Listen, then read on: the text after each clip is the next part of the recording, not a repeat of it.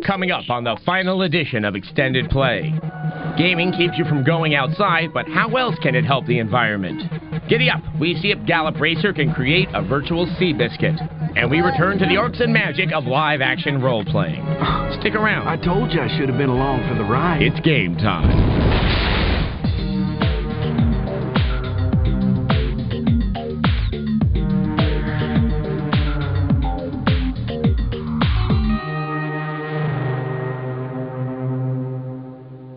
Hello and welcome to Extended Play, where playing games all day can actually get you a promotion.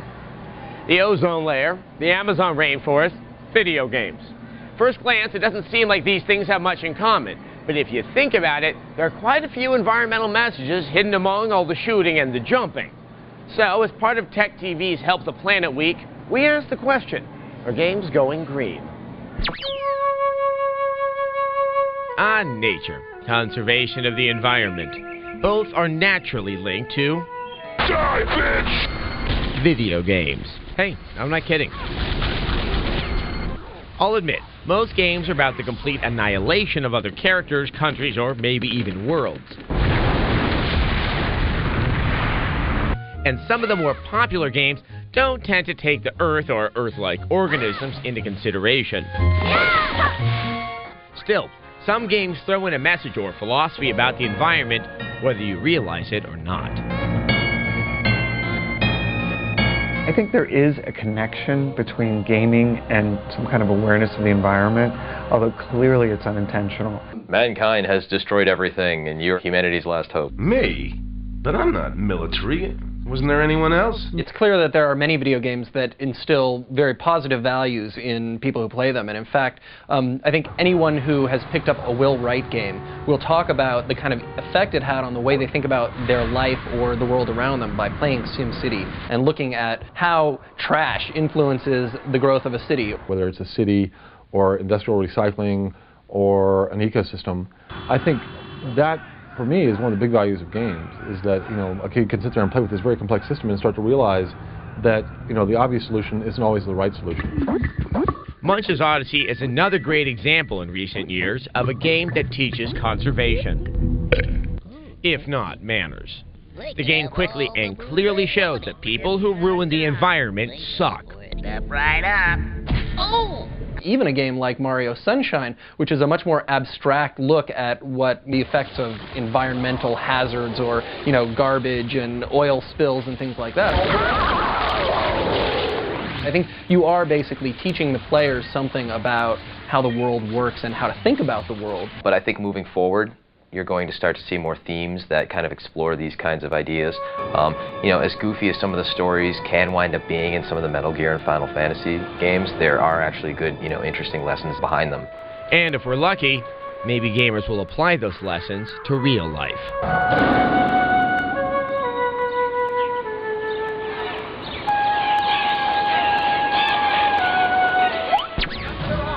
Coming up on Extended Play. If you like horses but don't like the stable smell, check out Gallop Racer. And it's another trip to the jungle this year with Line of Sight.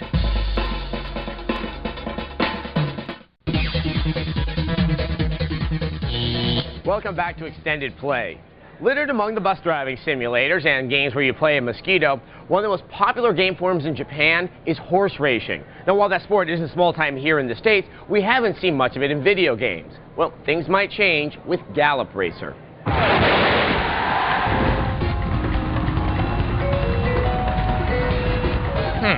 A horse racing game. How can that be a good thing? You might be surprised. Gallop Racer's 2003 is one of the most subtle, strategy-oriented racers we've ever seen. You start your career with horses one step away from the glue factory. As you win races, you will get cashed by better and better horses. But you'll need a lot of patience. Until you get the hang of the subtle control scheme, you're going to get a lot of nice views of horses' butts from a distance. Run, you stupid nag! And subtle the controls are. A good start is a matter of hitting the start meter at just the right time. Lean forward just a bit to speed up. tug the reins to ease into the right position, and ever so lightly tap your mount for a burst of speed in a stretch. Right here, I'm not touching the controller at all. Each horse has its own unique traits. Some horses want to lead the whole race. Some are more comfortable staying in the pack until the last stretch. If you push a pack horse to the front too soon, you'll always get past at the end. Gallop Racers is not for everyone. If you want a game full of arcade action, stay away. But if you like NASCAR-style strategy, you can place a bet to win on Gallop Racer 2003. We give it a 4 out of 5. Yahoo! You're the winner!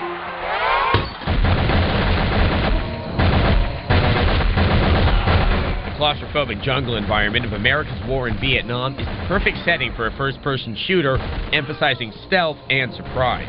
Line of Sight Vietnam captures the feel of a Green Beret Special Operations with a single-player campaign featuring 12 missions. The enemy were headed for the ruined buildings, dragging the injured co-pilot along.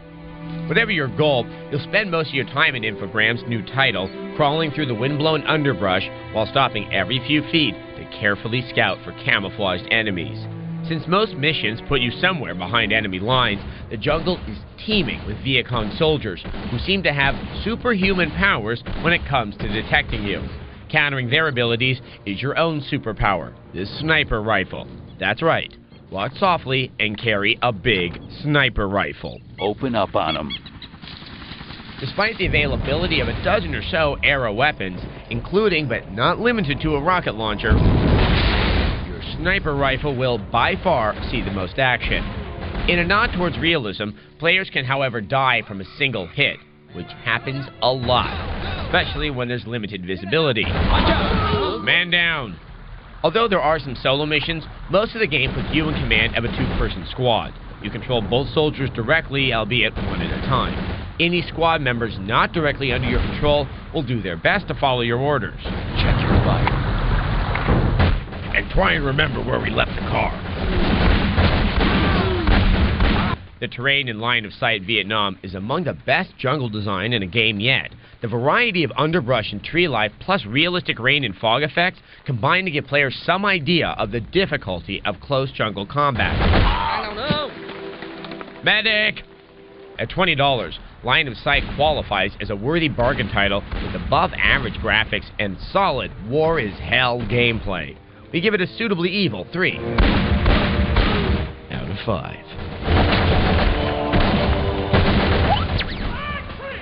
Coming up on Extended Play, we get baseball tips from the Anaheim Angels' David Eckstein. And like things that return frequently, the Army men are back.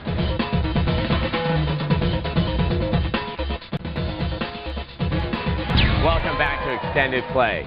As you may know, we here at Extended Play are set to go Hulk and transform into our late-night incarnation, X-Play. So in honor of that, we're dusting off some fine memories from the past 4.5 years. And one of the things we love to do here on the show is find a sports star and apply their playing know-how to our gaming know-how. And nothing was better than to talk to an actual winner, as we did with David Eckstein, the lead hitter for the 2002 World Champion Anaheim Angels.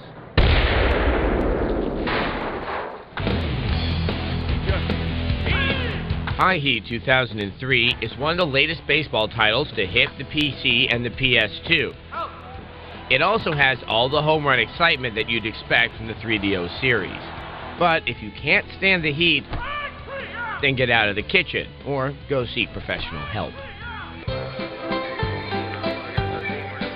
Extended Play did just that when we headed to the old ballpark and caught up with Anaheim Angels all-star shortstop David Eckstein and got a few tips on the best way to knock them out of the park.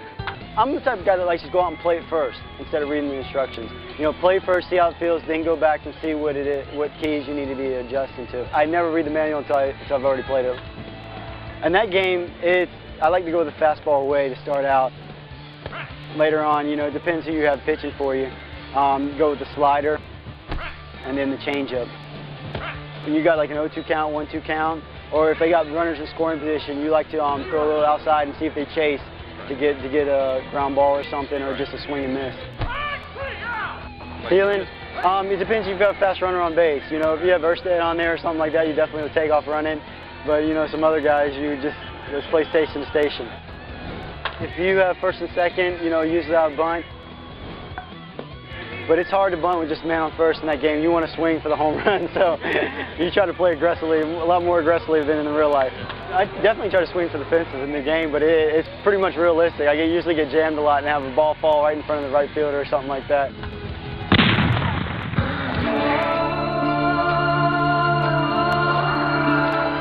In an effort to milk the Heroes of Might and Magic franchise to death, 3DO has now unleashed Winds of War.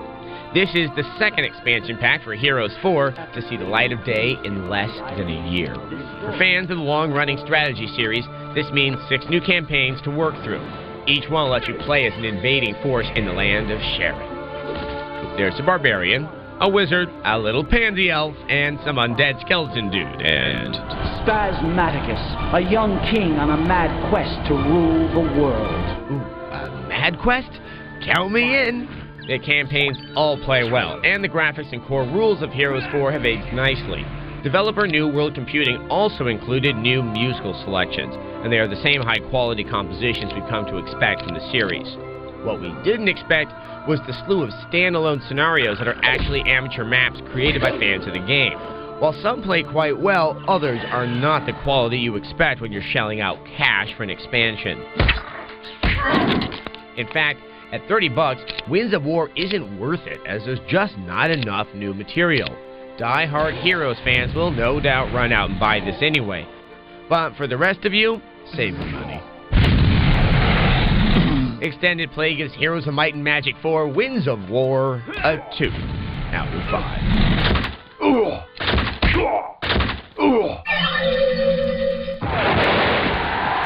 Green War efforts are seriously threatened, but the legend of the merciless Tan Baron has found few challengers brave enough to stop him. Much as a newsreel about the mythical war between Green and Tan Army men might imply that there's some fun to be had with 3DO's latest offering for the GameCube, the simple fact of the matter is that the game is a total disappointment. Army Men Air Attack has already played out over other platforms, and fans of the series should probably get their heads examined. For the uninitiated, however, the game allows players to assume the role of veteran Green Army pilot Bill Blade. I told you I should have been along for the ride. Apparently, Bill is the only plastic ace with the chops to take down the rival Tan Uber pilot, Baron Von Beige. I have arrived. What follows is a series of 20 missions that play out over 10 real-world locations, very much like you might find in your own backyard. While this might sound like fun at a glance, I very much doubt the game can hold your interest beyond the first few levels. I'll ride shotgun for you, man. Helping Blade along are a couple of co-pilots whose areas of expertise vary between napalm bombs and being able to call in a parachute drop. We're on the way! Additionally, there are a variety of weapons power-ups available. Machine gun! And perhaps most notably is your chopper's ability to crane lift assorted objects like Sparky's dog food bowl here, and then toss them at your assorted enemy types. Whoop-de-doo! Unfortunately, none of this is executed very well, so you're going to end up fighting your sloppy controls more than an actual Tan Army. So much as we like the idea of escorting a Mr. Potato Face into hostile territory, we can only afford Army Men Air Attack the Elite missions, an underwhelming 2 out of 5. CO2. We're on the way! Coming up on Extended Play. Grab your face paint and a lot of imagination. We're LARPing.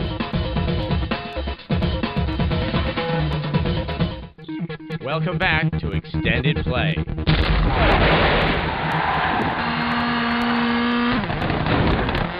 Rally racing is still something of a mud-splattered oddity in the U.S., nor is the racer Colin McRae exactly a household name. But Codemasters is working very hard to change all that, and the results are extremely pleasing. While it's true that Colin McRae Rally 3 offers fewer cars, gameplay modes, and tracks than its previous version, it features a muscular homebrewed game engine that really delivers. Since Colin McRae currently drives the Ford Rally Sport Team, when you play the game, that means you do too. Ultimately, though, a selection of over a dozen cars are unlockable, as well as some modular car improvements and multiplayer options. 4 right tightens to 3 over crest. Along for the ride in Championship mode is co-driver Nikki Grist, who supplies the navigational notes for you. And 6 left, into left and 5 right over crest. Delivered in Grist's no-nonsense monotone, at first it may seem like gibberish. Soon, however, you'll find yourself taking them very seriously. Or else. Alternately, if you'd like to increase the overall gibberish factor, you can have them address you in French. Prudence, long par-dessus crête. What? Sounds awesome, doesn't it? Well, it is, for the most part. But a few minor annoyances keep it on the other side of the velvet rope from our 5-star round. For example, why does our speeding rally car occasionally knock a big A-frame boundary marking advertisement sign effortlessly aside, and yet get stopped cold when we hit a spindly road sign pole? That ain't right. Similarly frustrating, sometimes the boundary marking adverts will suddenly open up a can of a movable object on you. I'm all confused. 30. These niggly inconsistencies aside, Colin McRae Rally 3 is a beautiful, realistic, and smooth translation of the rally racing experience. Challengingly addictive, we're giving it a check it out. 4 out of 5. 4 right over crest. Ah, nature. Trees, the clean air, the silence, the nights, the elves, fighting, together. There's something serious happening here, and I'm going to find out what's going on. Paradise!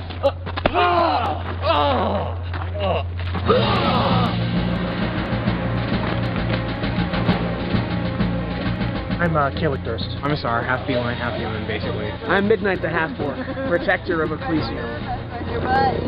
What's going on? There's a murder, attempted murder committed a week ago. What's going on? My friend, when you deal with nobles, everything goes much more out of proportion than it should be. So what's going on exactly? This man has attempted murder on a Blood Talon and an Earth Coalition member. I still don't know what's going on. Yeah! Orc power! Apparently, somebody has annoyed somebody else here. That much I know is going on. Okay. Arrest him! Why are you going to arrest him? Too magic, too magic, too magic!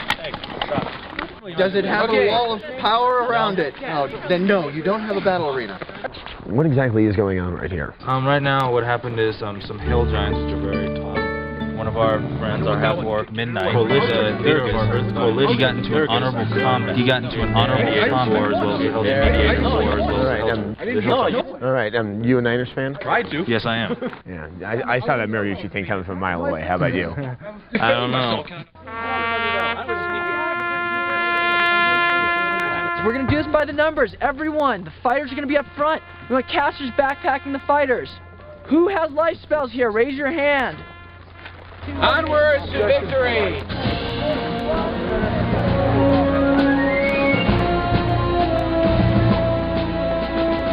Seems the battle has begun.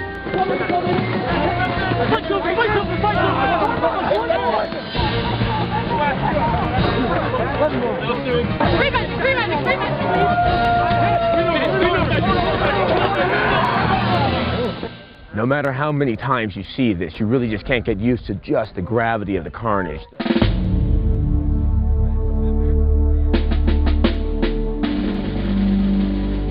All right, come on, get the wood over here. Just want to double check about why you have to burn the trolls after you kill them. They regenerate. So if they burn them, they can't regenerate. You never know when you're going to get hit with a death spell or something bad. Right. So you might as well enjoy what life you've got while you've got it. You know? Oh, that's a very simple and beautiful philosophy, especially from a rat. Another day of justice served. It's the end of the day, and like all good warriors, it's time to go home. I've seen some orcs, I've seen some knights, I've seen some stuff I'm not going to forget anytime soon.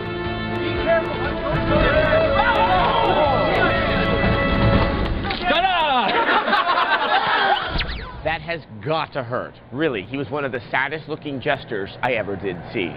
If you'd like to learn more about live-action role-playing or live-action anything, you can find it all at our website, extendedplay.com. And while you're there, read the reviews for all the games covered on today's show.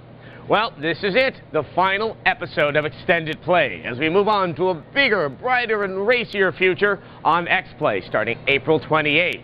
Now, that show's going to have a new set, so we've got to give a goodbye to the Metreon here. And I think I'm going to start to miss this place. All these memories. Adam, you've been here for over 2 years. It's time to find a new arcade. Okay, well, until X-Play, game over. Well, let me get my knapsack. You know, my bag's in there. Bye, Metreon. Bye, guy who works here. Bye, electronic information board. Bye, kid. Bye, security guard. Ow, my eyes hurt. This is so bright. Ow! That in the air, it's like fresh or something. I don't understand what's going on. What's all this stuff out here?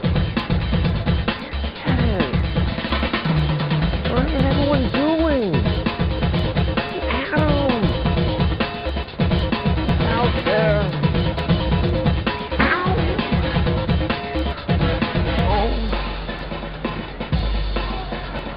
Oh, here we go. All right, take a deep breath. You're a special guy.